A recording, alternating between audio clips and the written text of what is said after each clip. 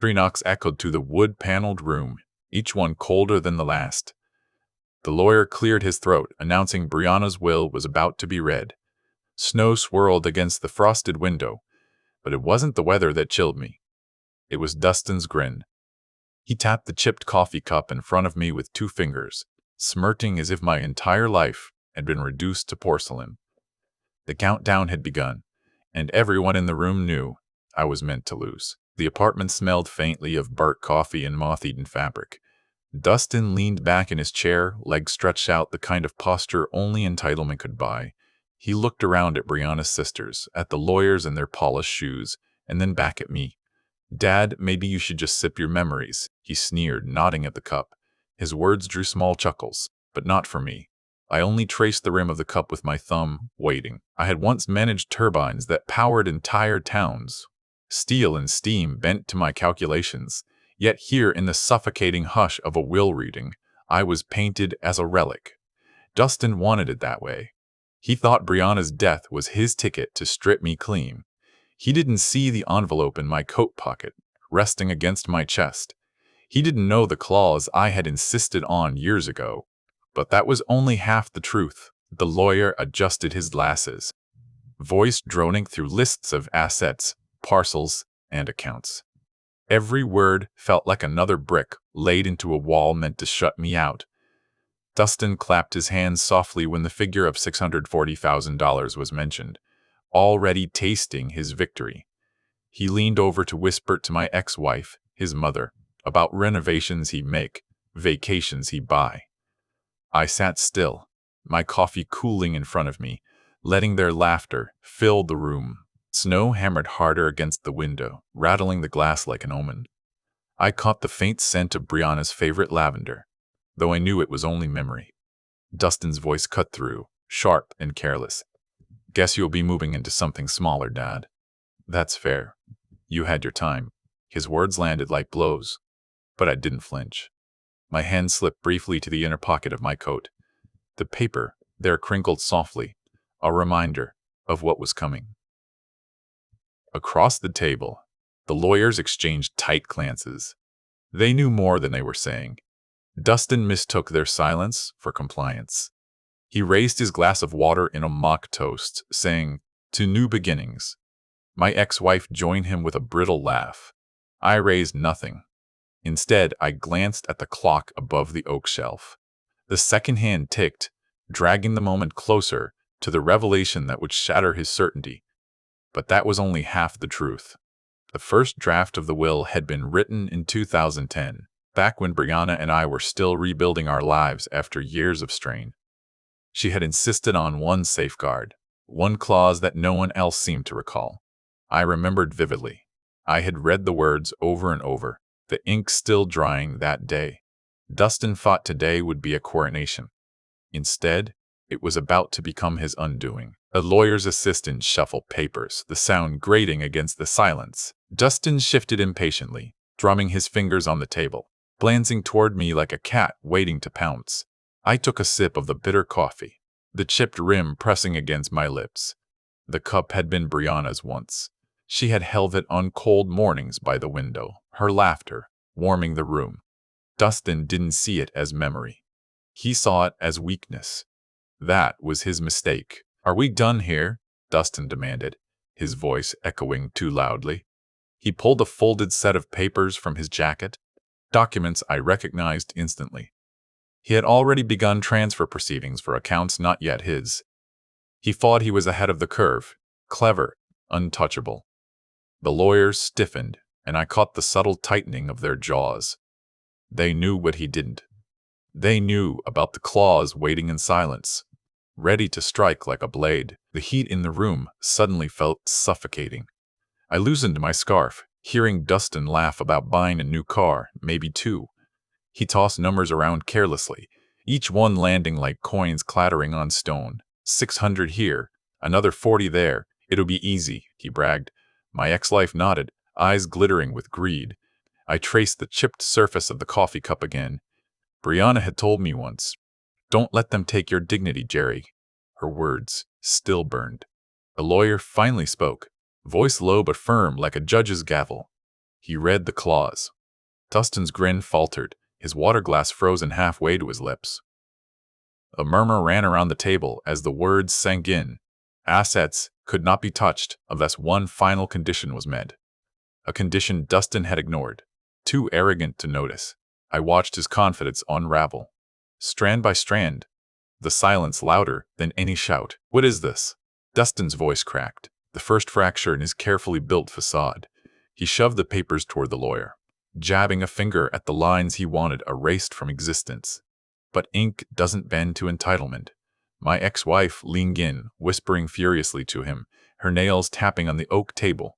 Their whispers turned to hisses, to panic. I took another slow sip of coffee, steady as a metronome, savoring the turn of the tide. I leaned back, the chair creaking under my weight, and finally spoke. "You should have read more carefully, son." The words cut sharper than I expected, hanging in the air like frost. Dustin's face flushed red, anger and confusion battling for control. He opened his mouth to retort, but nothing coherent came. The lawyer continued, his tone clinical, each sentence hammering Dustin deeper into the trap he had walked into with eyes wide shut. The storm outside howled louder, snow slanting against the windows in a frenzy. Inside, Dustin was unraveling. His voice rose, a mix of desperation and rage. "You can't do this. I earned it. I deserve it."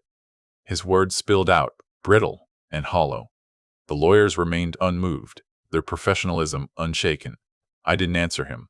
I simply set the coffee cup down with a deliberate tap, the sound punctuating the moment like a gavel striking wood. Dustin's hands shook as he rifled through his own documents, searching for leverage that wasn't there. His mother muttered about calling another attorney, but the futility in her voice betrayed her. They had played their hand too early, assuming the board was empty. I knew better. Briana had known better. I rested my hands flat on the table, letting the grain press against my palms, anchoring me in the moment that was finally mine. The assistant brought forward another folder, thinner, older, but heavier with meaning. My name was on the tab. Dustin's eyes widened as the paper slid across the polished wood, their weight far greater than mere ink and parchment. He reached for them, but the lawyer placed a firm hand on the stack, holding him. "These remain sealed until conditions are satisfied," the lawyer said. Dustin pulled back, his confidence evaporating like steam against cold glass. The room's air thickened with tension, every breath measured. Dustin's bravado cracked entirely. His voice shrank to a whisper. "This isn't fair," he muttered. Fairness had never been his concern before. He only feared it now that it cornered him. My ex-wife's nails dug into his arm, her whisper harsh and frantic. I sat silently, remembering Briana's hands on that same table, her signature steady, her foresight saving me from the very scene unfolding now. The lawyer closed his binder with a snap, finality ringing through the chamber. Dustin slumped back, the fight draining from him. The snow outside slowed, flakes drifting lazily, as though the storm had exhausted itself. "This isn't over," Dustin spat suddenly, though his voice lacked conviction. His eyes darted between me and the lawyers, searching for allies where none remained. My ex-wife's silence was louder than her earlier laughter. She knew the tide had turned, and she would not drown for him. I leaned forward, the old chair groaning beneath me, and met his glare without blinking. The silence between us was a battlefield, and I had already won. The lawyer looked at me, nodding slightly, a gesture of acknowledgement. My hands remained steady as I set the coffee cup down for the final time.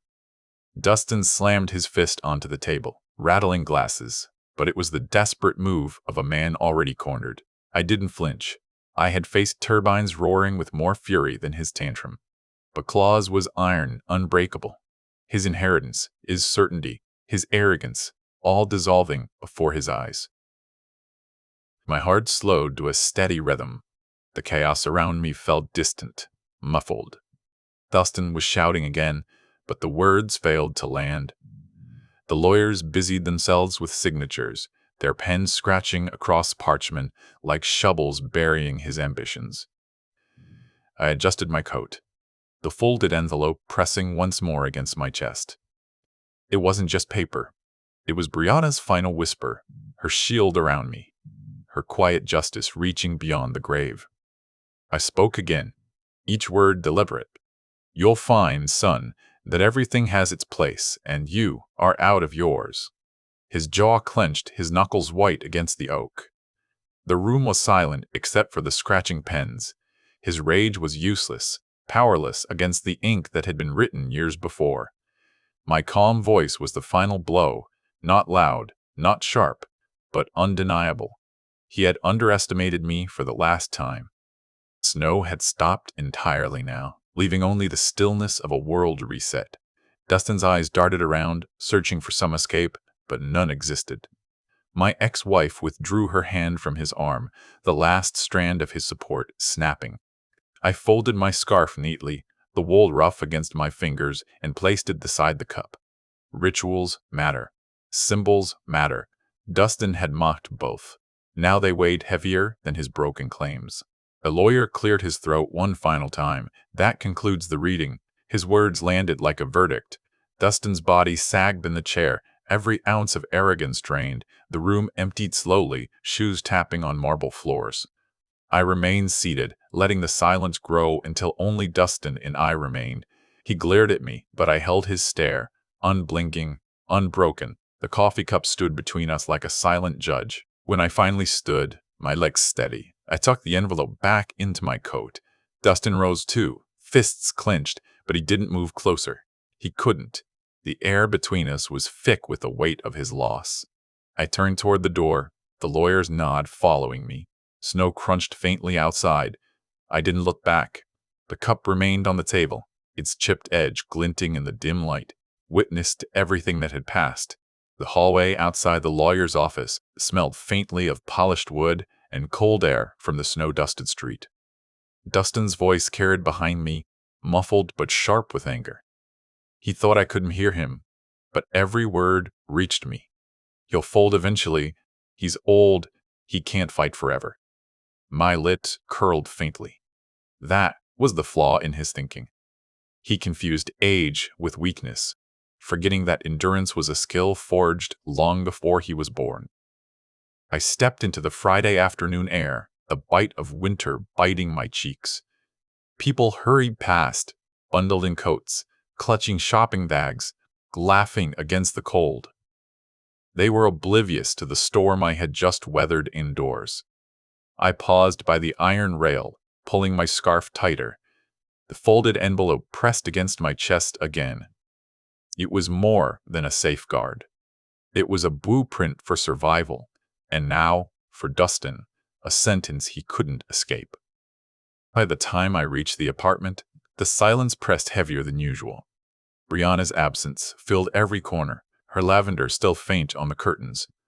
I placed the chipped coffee cup on the counter and stared at it under the dim kitchen light. Dustin had mocked it, but he never understood its weight. It wasn't just ceramic. It was memory. It was love. And it was the one thing he couldn't steal or sell for quick profit. My phone buzzed against the worn wooden table. The message from an unknown number. Better give up now, Dad. You'll embarrass yourself. I didn't need to guess. Dustin's arrogance bled through every word. I deleted the message without answering, setting the phone back down. The envelope rustled when I moved my coat. I tapped it gently, a reminder that the fight wasn't over, not yet. Dustin had lit a fire, and he had no idea how long it would burn. The radiator hissed, filling the apartment with a low, uneven warmth. I sank into the armchair by the window, the city lights flickering in the distance through the snow. Briana's framed photo rested on the shelf, her smile a quiet anchor in the storm. I whispered her name softly, once, letting it ground me. Only twice would I allow myself to speak it. Tonight was one. Tomorrow, when his battle reached its peak, would be the other. Sleep came slowly, broken by images of Dustin's smirk, his mocking tone, the way he had tapped the coffee cup like it was a toy. I woke before dawn, the room icy, despite the radiator's efforts. Pulling on my coat, I tucked the envelope securely inside. The streets were nearly empty, snow crunching under my boots. I had one destination, the lawyer's office. Paperwork was a battlefield, and I intended to arrive first before Dustin made another move. The law firm smelled of old leather and stale coffee. The receptionist glanced up, surprised to see me so early. I nodded and slid the envelope onto the counter. "For Mr. Hall," I said. Her hands hesitated, then accepted it. Inside were records Dustin didn't know I had kept. Bank transfers, notarized letters, and the codicil Briana had insisted be attached. Dustin thought he was clever with his forged documents. He hadn't considered I might be meticulous too. As I left, the church bells struck 7, echoing against the snow-draped streets. Their sound was heavy, like tolls for Dustin's arrogance. My phone buzzed again. This time it was my ex-wife. Her message was short. "Don't drag him through this. He's your son." I didn't reply. Blood ties had been her shield for years, her excuse for indulgence and neglect. But family betrayal had consequences. And now, Dustin was about to learn that lesson the hardest way possible. Later that afternoon, I slipped quietly into the cafe across from the courthouse. Its warmth wrapped around me, the scent of cinnamon and burnt espresso mixing in the air. I chose a seat by the window, my view fixed on the steps across the street. Dustin appeared an hour later, pacing, phone pressed to his ear. His gestures were wild, frantic. I watched calmly, stirring my coffee. The storm outside had ended, but inside Dustin, it had only begun. From my corner seat, I could see Dustin clutching a folder to his chest, papers spilling out in the wind. He scrambled to gather them, cursing at the cold. One slipped near the gutter, but he caught it, just in time. His desperation was plain, his arrogance cracking under pressure. The barista asked if I wanted another refill. I shook my head. My eyes stayed on Dustin, each frantic motion confirming what I already knew. He was losing control. The courthouse doors opened, and Dustin disappeared inside. I didn't follow. Not yet. Timing mattered. I pulled out my phone and dialed the lawyer's office. Mr. Hall's voice was steady on the other end. He confirmed he had received my envelope and was already preparing the paperwork Dustin would never expect. My role was patience. Dustin's was panic, and patience always outlasted panic. I ended the call and sipped the last of my lukewarm coffee, savoring the taste of inevitability. When I finally crossed the street, the courthouse steps were slick with melting snow. Inside, the corridors echoed with voices and the shuffle of shoes. Dustin's tone carried even here, sharp and frantic. I paused near the corner, catching fragments of his words. "He's too old. He won't fight. Just sign it." My lips curled. Overheard arrogance was a gift. I leaned casually against the wall, letting his voice hang in the air like evidence waiting to be used. The marble floors of the courthouse were cold underfoot, their echoes sharp. Dustin stormed out of one chamber, his face red, his steps uneven. His eyes caught mine briefly. Surprise flashed across his features before anger took over. He stalked toward me, folder in hand, words already boiling. "You think you can embarrass me? You think this is a game?" His voice trembled not with strength, but with desperation. I met his gaze, calm, my silence louder than his fury. "You're ruining everything," Dustin hissed, his spit catching the light. He leaned in close, trying to intimidate, but I had faced turbines louder than his threats. His breath reeked of stale coffee and fear. I tilted my head, speaking softly. "You ruined it yourself, son." His eyes widened, the words sinking like ice into his chest. For a moment, he was like the child he once was, lost and unsure. Then the mask of arrogance returned, thinner, weaker. The judge's assistant stepped between us, breaking the tension with a sharp gesture. "Inside, both of you," Dustin sneered, shoving past me, but I didn't move quickly. My steps were measured, steady. The chamber smelled faintly of ink and dust, the kind of place where truth was preserved longer than pride. Dustin slammed his folder onto the desk, scattering papers. I simply placed my coat down, sliding the prepared documents across the polished surface. The silence was mine now. The judge looked between us, his expression unreadable. Dustin launched into a tirade, voice cracking as he waved his papers like weapons.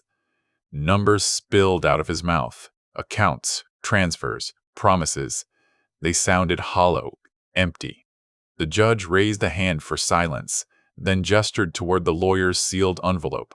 Mr. Hall stood, opening it slowly, the rustle of paper louder than Dustin's shouts. My son's face drained of color as each page turned, his foundation collapsing, line by line. "This is forged," the judge said flatly, tossing one of Dustin's papers aside. The word hung heavy. Absolute. Dustin's mouth opened, but nothing came out. The judge continued reading from my documents, his tone sharp, unwavering. Each clause, each signature, was a nail in the coffin of Dustin's scheme. My ex-wife shifted uncomfortably in her seat, her eyes avoiding mine. Dustin stared at the table, sweat beading on his forehead, his arrogance now stripped bare before the court. The chamber filled with silence, so heavy it seemed to press down on the walls. Dustin tried to speak again, his voice trembling. "This isn't right. He tricked me." The judge's gaze cut through him like steel. "You tricked yourself." My pulse slowed, steady as a drumbeat. I glanced toward the coffee cup sitting in my imagination, the chipped rim gleaming under dim light. Symbols carried weight, and today that weight was crushing Dustin's every false move. When the gavel struck, the sound reverberated like thunder. Dustin flinched. The judge's words followed, sharp and final. "The estate remains protected. Any attempt to circumvent this will result in criminal charges." Dustin slumped in his chair, his hands limp against the papers that had once promised him everything. My ex-wife sat rigid, her lips pressed thin. I exhaled slowly, my calm a blade sharper than any outburst. The tide had turned completely, and Dustin was drowning in silence. Outside the chamber, the air tasted different, cleaner, lighter. Dustin staggered past me, his shoulders hunched, folder clutched like a lifeline. He didn't look at me this time. His phone buzzed, and he answered with shaking hands, his words breaking. "It's gone. Everything's gone." The echo of his voice lingered in the corridor. I tightened my scarf and stepped outside into the crisp snow. The world hadn't changed, but I had, and Dustin knew he could never touch me again. Snowflakes drifted slowly as I walked home, the city muffled in white, each step crunched with certainty. I passed storefronts glowing with warm lights, families laughing inside. Their joy didn't sting. It reminded me of what I had once had with Briana, and what I had safeguarded even now. I whispered her name again, the second and final time, letting the sound vanish into the cold air. She had given me strength in life. She had saved me in death. At the apartment, I placed the chipped coffee cup back on the counter, exactly where it belonged. It wasn't wealth, or power, or leverage. It was memory. Dustin had mocked it, dismissed it, but it had outlasted him. I filled it with fresh coffee, the steam rising in lazy spirals. The scent wrapped around me, comforting, grounding. Outside, the snow kept falling. Inside, the cup stood as quiet witness, the last word in a battle already decided. The phone rang once more, Dustin's number flashing on the screen. I let it ring until it fell silent. There was nothing left to say. His arrogance had been his weapon, his undoing. My silence would be mine. I took a sip of coffee, the chipped rim pressing against my lips, and closed my eyes. The storm was over. The fight won. All that remained was the steady rhythm of my breath and the weight of quiet victory. The city outside moved on, unaware of the war that had just ended within its walls. Dustin would rage, perhaps plot again, but the iron of Briana's foresight and my patience would hold. The law was on my side. Time was on my side. I traced the rim of the cup once more, the rough edge grounding me. A relic, yes, but also a shield. And as long as it remained, so did the truth of who had truly won. When night fell, I stood at the window, the city lights glowing faint beneath the curtain of snow. The apartment was silent, but not empty. Every object carried weight, every memory a defense. Dustin had thought me powerless, a relic with nothing left but an old cup. He had been wrong. My strength was never in the things he craved. It was in patience, in memory, in endurance. And now, with the battle finished, the silence was mine alone. The weekend passed in silence, though not without ripples. Gossip traveled quickly through family circles, each call laced with accusation and disbelief. I didn't answer. Let them speculate. Dustin's pride would not allow him to admit defeat, so he painted me as the villain, the cruel father who had robbed him. But silence is heavier than lies. And soon enough, the truth of forged papers and broken arrogance would reach them all. I simply waited, patient as stone. On Monday morning, I walked into the law firm again.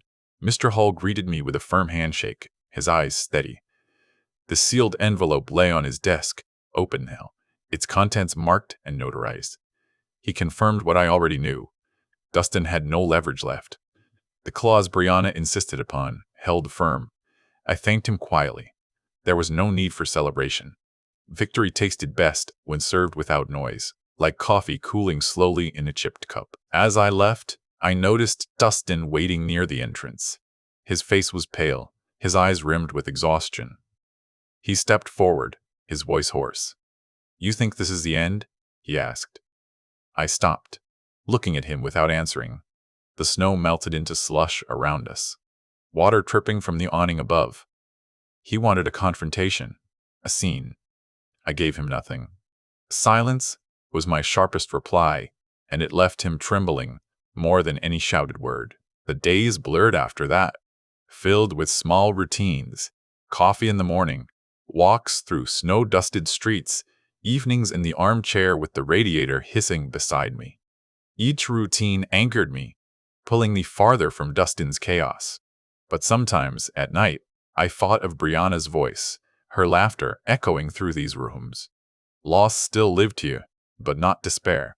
I had honored her foresight, her shield, and through that, I had found strength enough to endure Dustin's betrayal. One evening, as I walked back from the grocer, I overheard a conversation near the corner shop.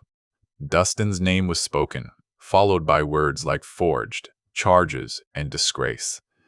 The voices laughed softly, the way people laugh when discussing someone who thought himself untouchable. I didn't stop. I simply adjusted my scarf and kept walking. Gossip was no longer my concern. Dustin had built his ruin with his own hands. I only ensured the walls closed when they needed to. Inside the apartment, the heater clicked and groaned, fighting the cold.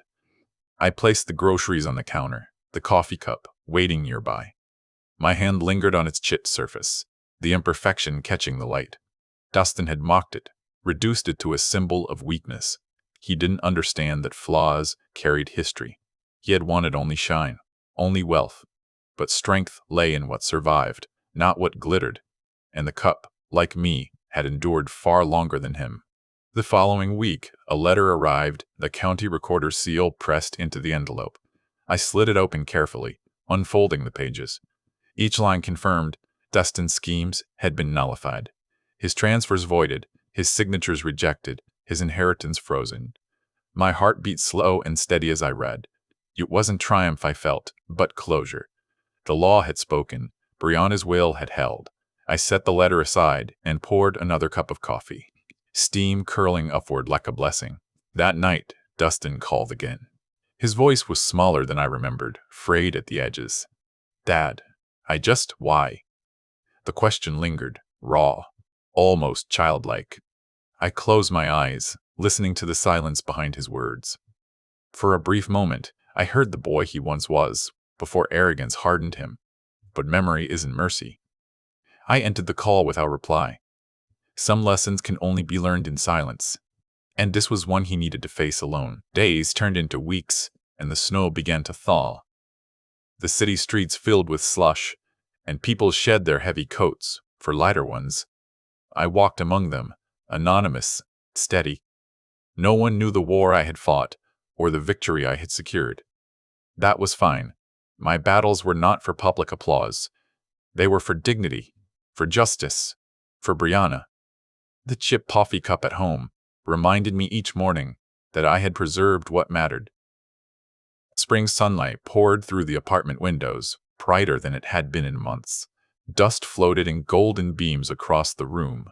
I sat in the armchair, the radiator silent now, warmth no longer needed. The envelope lay on the shelf, folded neatly, its duty done. Dustin's silence stretched longer each day, his call ceasing at last. I lifted the coffee cup, its weight steady in my hand. The past was secure, the present mine to command. But one afternoon, while standing at the window, I saw Dustin across the street.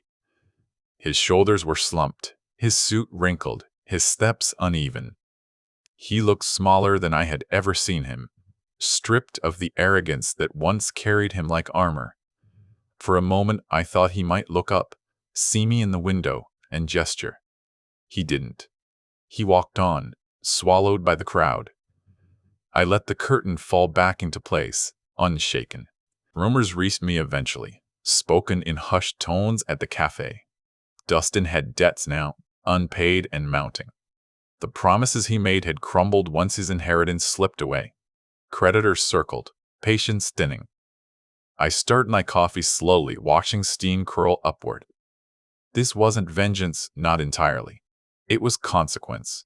Every action carries weight, and Dustin had spent his years pretending gravity didn't apply to him. Now it pulled hard, and there was no one left to catch him. One evening, I returned home to find the note slipped under my door. The handwriting was jagged, desperate. I just wanted your respect. My chest tightened briefly as I read it. Respect cannot be demanded, not when betrayal has gutted its foundation. I folded the note, slid it into the same drawer as the recorder's letter, and closed it firmly. The drawer clicked shut. Final. Dustin had written his confession, even if he hadn't realized it. The silence answered him. The chipped coffee cup gleamed faintly under the kitchen light as I washed it carefully. It had survived years of use, cracks, and heat. My hands moved with precision, drying it with the faded towel Briana once favored. Symbols endure. That was the truth Dustin never understood. He chased numbers and titles, but numbers fade, and titles crumble. The cup remained, as did I.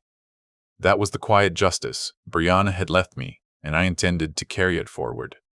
By summer, the apartment was filled with light and open windows, the scent of blooming trees drifting in. Life moved on.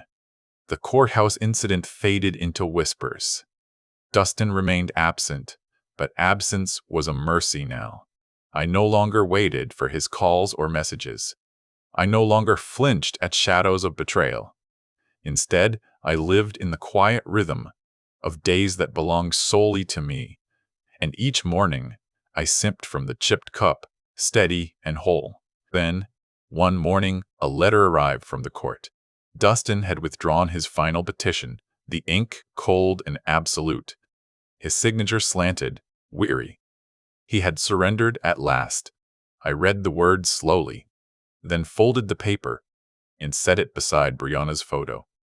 The war had ended, not with a shout, but with surrender written in Dustin's own hand. I poured coffee into the chipped cup, the steam curling upward, and raised it silently in Briana's memory. The city outside hummed with summer sounds, bicycles rattling, children laughing, the low murmur of markets. Inside, I sat at the table, documents stacked neatly in a drawer, untouched now. The chipped cup rested before me, filled halfway. I traced its rim one last time, letting the rough edge ground me. The war of inheritance was over. The betrayal answered. I didn't smile. I didn't weep. I simply sat, breathing steady, the silence filling every space Dustin had once occupied. Evenings grew long, golden light stretching across the apartment walls. The radiator stood cold, silent until next winter. I read books by the window, walked the street at dusk, and carried on. People nodded politely, unaware of the storm I had weathered. That was fine. Stories don't always need audiences. Some are lived quietly, defended in silence, preserved in chipped porcelain. The world spun on, but I remained still, rooted, steady. And that was enough. One final time, I stood at the window, looking out over the city. Dustin was nowhere to be seen. His absence was total now, swallowed by his own mistakes.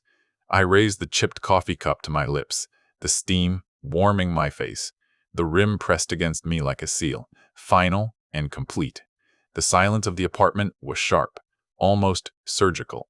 I lowered the cup slowly, steady, as the weight of victory settled across me like armor. The gavel of memory struck once more in my mind, final and cold. Dustin's voice, once so loud, had faded into nothingness. Only the sound of my breath and the faint ticking of the wall clock remained. I set the cup down with deliberate care, its tap against the wood ringing like judgment. Then I stood, coat on, scarf wrapped, and walked to the door. The silence followed, sharp as a blade. The story ended, there, without a word more.